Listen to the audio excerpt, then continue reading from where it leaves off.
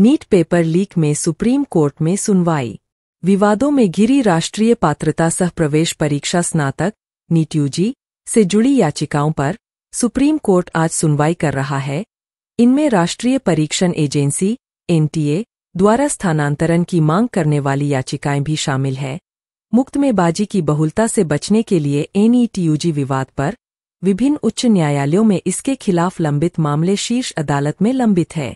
मुख्य न्यायाधीश डीवाई चंद्रचूड़ और न्यायमूर्ति जेबी पारदीवाला और न्यायमूर्ति मनोज मिश्रा की पीठ 40 से अधिक याचिकाओं पर सुनवाई कर रही। 5 मई को हुई परीक्षा में करीब 24 लाख अभ्यर्थी शामिल हुए थे। सॉलिसिटर जनरल तुषार मेहता ने सुनवाई शुरू होने पर कहा कि नीट मामले को शुक्रवार को सुना जा सकता है, जिस पर सीजेआई चंद्रचूड़ ने कहा कि सुनवाई आज ही शुरू करते हैं। हम नीट मामले पर सबसे पहले सुनवाई करेंगे क्योंकि लाखों छात्र फैसले का इंतजार कर रहे हैं। वहीं सुप्रीम कोर्ट को सूचित किया गया है कि सीबीआई ने कथित नीट यूजी पेपर लीक और कदाचार की चल रही जांच के संबंध में दूसरी स्टेटस रिपोर्ट दाखिल की है। सॉलिसिटर जनरल तुषार मेहता ने कहा, सीबीआई ने इस मामले में कल एक और स्टेटस रिपोर्ट दाखिल की है, जिस पर सीजेआई ने कहा, हाँ, हमने दूसरी स्टेटस रिपोर्ट भी पढ़ी है।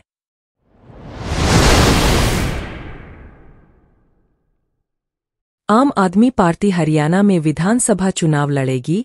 पार्टी प्रदेश में सभी 90 सीटों पर अपने प्रत्याशी उतारेगी।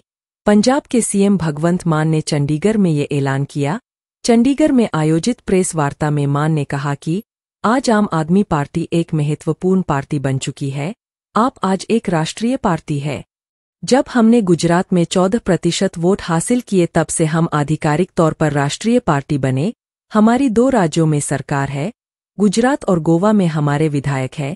अब हरियाणा में विधानसभा चुनाव आ रहे हैं, जिसे हम पूरी शक्ति से लड़ेंगे। मान ने कहा कि केजरीवाल भी हरियाणा से है।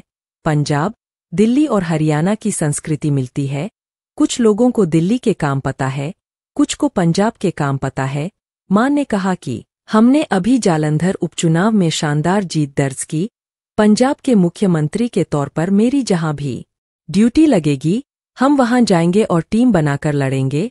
वही आप सांसद संजय सिंह ने कहा कि प्रधानमंत्री कहते हैं कि पिछले 10 साल से भाजपा की डबल इंजन की सरकार है। 10 साल में इस सरकार ने हरियाणा को क्या दिया? हरियाणा फिरौती का घर बन गया है। सड़कों पर लाठियां चल रही है।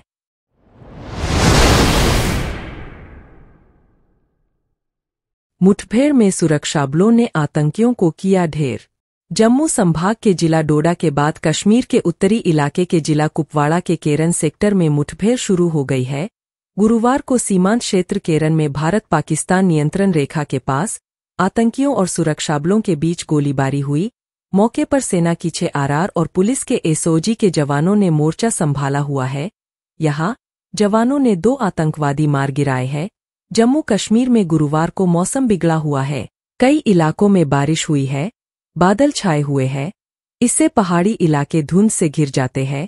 इसी बीच सुरक्षाबल आतंकियों से लोहा ले रहे हैं।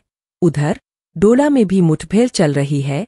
बिगड़े मौसम के बीच रुक रुक कर गोलीबारी हो रही है।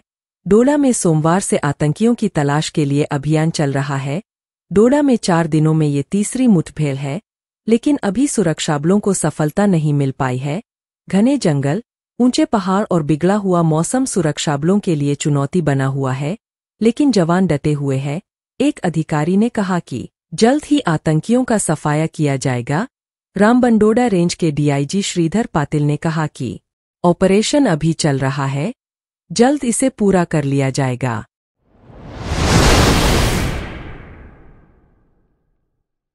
भारतीय उच्चायोग ने जारी की एडवाइजरी। बांग्लादेश में फिलहाल माहौल अशांत बना हुआ है। यहाँ सरकारी नौकरियों में आरक्षण की व्यवस्था में सुधार की मांग कर रहे छात्र प्रदर्शन कर रहे हैं। वहीं पुलिस भी जवाबी कार्रवाई कर रही है।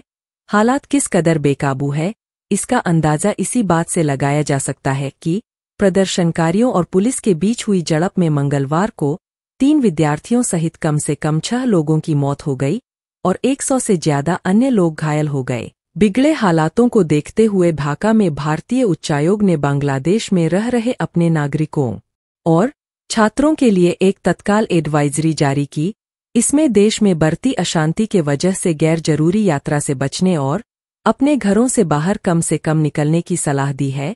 यह सलाह बांग्लादेशी सरकार द्वारा सभी सरकारी और निजी विश्वविद्यालयों को बंद करने के फैसले और ढाका में छात्रों तथा पुलिस के बीच हाल ही में हुई हिंसक झड़पों को देखते हुए दी गई है। बता दें, बांग्लादेश के प्रमुख शहरों में छात्र सरकारी नौकरियों में लागू कोटा प्रणाली में सुधार की मांग कर रहे हैं।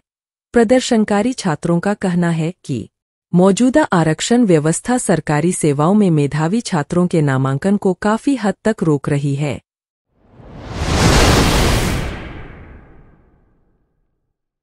ओलंपिक के लिए जाएगा 117 भारतीय खिलाड़ियों का दल। पेरिस ओलंपिक का आगाज 26 जुलाई को होगा। भारतीय ओलंपिक संघ (आईओए) ने बुधवार को ओलंपिक के लिए भारतीय दल में 7 रिजर्व सहित 117 एथलीटों के शामिल होने की पुष्टि की। भारत को इन एथलीट से शानदार प्रदर्शन की उम्मीद है। खेल मंत्रालय की तरफ से दी गई जानकारी के मुताबिक 140 सहायक कर्मचारी और अधिकारी भी आगामी ओलंपिक के लिए भारतीय दल के साथ जाएंगे। वहीं गोला फेंक एथलीट आभा खुटा का नाम इसमें शामिल नहीं है। विश्व रैंकिंग के जरिए कोटा हासिल करने वाली आभा खटुआ का नाम हटाने को लेकर कोई स्पष्टीकरण नहीं दिया गया है। कुछ दिन पहले विश्व एथलेटिक्स की ओलंपिक में भाग लेने वाले खिलाड़ियों की सूची से उनका नाम हटा दिया गया था। पेरिस ओलंपिक में एथलेटिक्स में भारत अपना सबसे बड़ा दल भेजेगा। 29 भारतीय एथलीट इन खेलों में पदक के लिए चुनौती पेश करेंगे, जिसमें 11 महिला और 18 पुरुष शामिल हैं। इनके अलावा निशानेबाजी में 21 और हॉकी के 19 खिलाड़ी इन खेलों में हिस्सा लेंगे।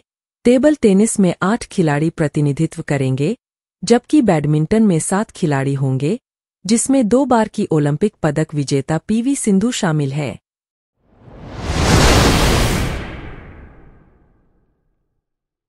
इस अभियान के तहत हर 6 महीने में विशेष अभियान चलाया जाएगा।